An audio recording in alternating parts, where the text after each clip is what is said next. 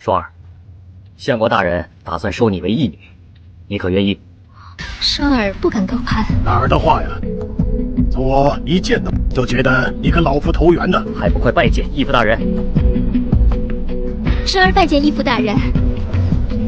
既然叫我一声义父，我也不瞒你了，我这一生必定是要辅佐二王爷登上皇位。可是那谢延琪却处处和二王爷作对，你愿意为我和二王爷做事吗？无论什么事，双儿必定赴汤蹈火，在所不辞。王爷想让双儿做些什么呢？我和二王爷想让你成为谢延琪的女人。其实本王也十分舍不得你。双儿明白，凡事都要以大局为重。你放心，等事情成了，你就是我的贵妃娘娘。你到了相国大人那儿，一定要做出一副大家闺秀的模样，千万不要让人看出你是青楼出身。你们这些臭男人，还真以为本小姐是青楼之人呢？本小姐那可是下得厅堂，上得大床。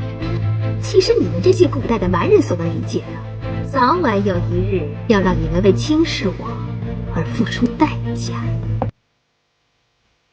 双儿，你这一去，就不知道何时才能见你。来，让本王好好看看。王爷，佛祖面前，你不怕遭天谴呐？我就是天，这酒肉戒都破了，再破一戒，那又如何？王爷，乾柔，我在市集上听到一些传言，特来告知你们。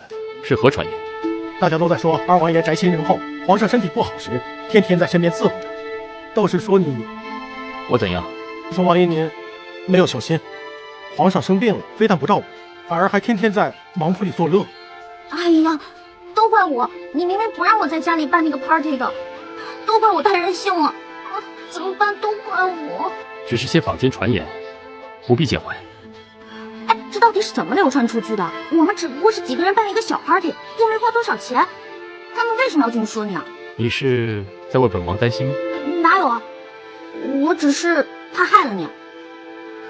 王爷，这些虽是民间的风言风语，但是不得不防啊。要是传到皇上的耳朵里，这可如何是好啊？你真是个猪脑子，怎么就没有一点点政治觉悟呢？好了好了，青柔，本王本就无这争夺皇位之心，所以此事啊，并无大碍的。虽说您对皇位没有争夺之心，但是如果这皇位被别人夺走了，您能保证全身而退吗？这大王爷就是前车之鉴呐。谢延琪，你之前无夺嫡之心，是因为大哥宅心仁厚，有明君之相。如今大哥已逝，若这皇位让二哥夺了去，世间必将生灵涂炭。如此这般，你必须好好想想了。这市井之言不可轻信呐。这齐儿的病情，你我都清楚。朕在病中，这齐儿每日都进宫，照顾在侧呀。你看，他看朕的腿脚不好，就给朕送来了这个轮椅，说是找能工巧匠特意为朕做的。你看他什么时候把孝心挂在嘴边了？还不都是付诸于行动吗？可事情为何又有此传闻呢？这其中必有蹊跷啊！朕前些日子偶感风寒，你们二人悉心照料，朕都看在眼里。为父有意让你们二人同进御书房，协助朕一起处理朝政。你们二人意下如何呀？谢父皇，儿臣感激不尽。妻儿，你呢？为父皇分忧，此乃理所当然之事，儿臣定当鞠躬尽瘁。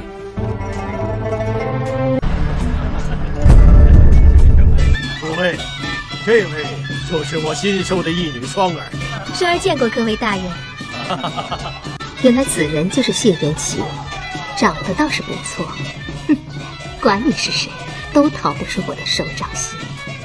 这谢延琪竟然给丢下，自己却跑来看姑，我到底要瞧这是何方神圣？你是不是吃醋了？啊呸！本小姐逆反心理重，你不知道？